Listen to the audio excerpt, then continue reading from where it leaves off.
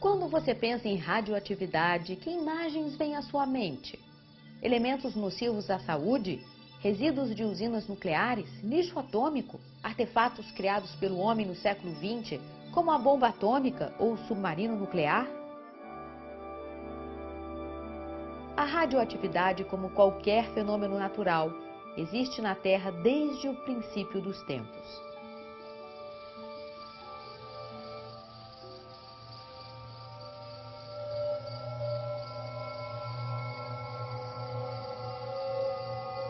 Mas o que seria esse brilho fascinante?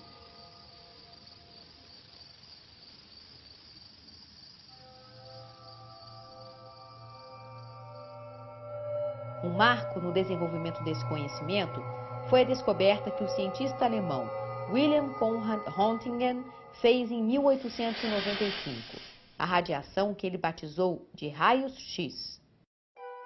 O cientista fez algumas demonstrações utilizando os raios-x que entusiasmavam as plateias. Para chegar à sua descoberta, Röntgen repetiu a experiência de outros cientistas com o tubo de raios catódicos, invenção que mais tarde permitiria a verificação da existência do elétron. Muitos anos depois, o tubo de raios catódicos veio a ser a base do tubo de imagem da televisão, isso já no século XX. Um arqueólogo do século XIX poderia indagar: será que a geração do meu neto conseguirá saber quantos anos tem esse fóssil? Antoine-Henri Becquerel vinha de uma família de cientistas.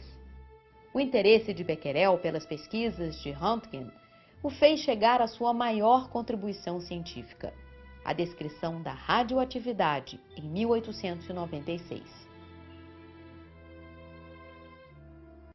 Em grande parte do país, a frente fria que estava a dias... Uma mudança climática ajudou Becquerel a fazer sua descoberta. Ele trabalhava na luz do sol e durante 2 dias nublados teve que interromper suas experiências. Guardou numa gaveta a chapa fotográfica fechada, junto com uma pedra que continha urânio. Qual não foi sua surpresa ao perceber que aquela chapa tinha sido marcada sem ter sido submetida à luz solar? Algo irradiava daquela pedra. O que seria? Era o início do processo de explicação científica da radioatividade. Becquerel ainda realizou muitas pesquisas e demonstrou que o novo raio e os raios X eram distintos. Na verdade, Becquerel havia descoberto a emissão espontânea de radiação por um elemento. Mas quem trouxe o nome da radioatividade a esse fenômeno foi a cientista polonesa radicada na França, Marie Curie. Ela percebeu que havia amostras de minérios que eram mais radioativos que o urânio. Assim, conseguiu isolar 2 elementos até então desconhecidos, o rádio e o polônio. Este recebeu seu nome em homenagem à terra natal da cientista. Ela e seu marido, Pierre Curie, também cientista, marcaram a história da ciência. Eles receberam o Prêmio Nobel de Física em 1903, junto com Becquerel, por suas pesquisas sobre a radioatividade. Taça também, pode colocar. Um aparelho como o controle remoto utiliza a radiação infravermelha para fazer a troca de canais à distância.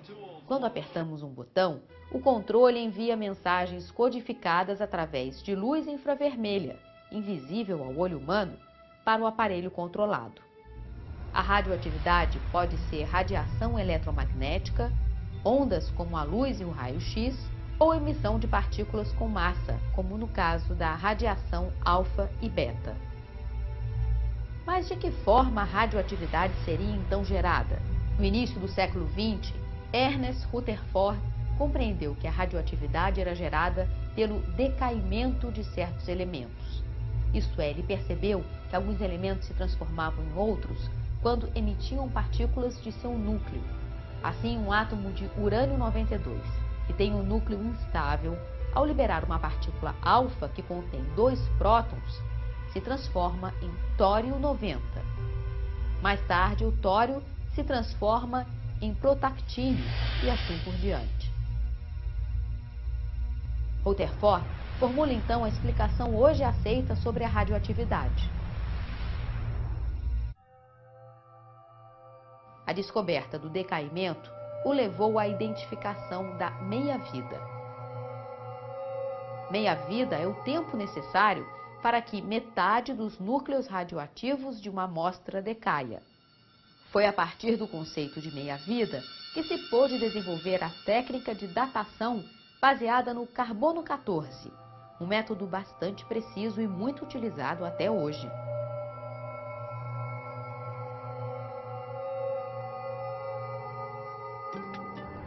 Rutherford já havia descoberto a existência de dois tipos distintos de radiação, que ele chamou de alfa e beta, sendo este último mais penetrante. Depois descobriu a radiação gama, ainda mais penetrante. O grande salto proporcionado por Rutherford foi trazer a compreensão de que a radioatividade independe do estado químico do elemento. Graças à famosa experiência da folha de ouro, realizada em 1908, o grupo de Rutherford conseguiu provar que o átomo possui um núcleo. A radioatividade não é uma reação química, mas nuclear. É um fenômeno que se dá através da emissão de partículas ou radiação a partir do núcleo do átomo. Nesse mesmo ano, o cientista neozelandês radicado na Inglaterra recebe o Prêmio Nobel de Química. A partir das descobertas de Rutherford e seu grupo, a humanidade mergulha no conhecimento da radioatividade e da energia nuclear. As pesquisas no campo da radioatividade e da energia nuclear, impulsionadas por Rutherford, têm sido fonte de desenvolvimento em muitas áreas, como a medicina e a produção de energia. Ainda há muito por conhecer. Cada nova descoberta abre caminho para outras descobertas. Afinal, tudo se transforma, até o conhecimento.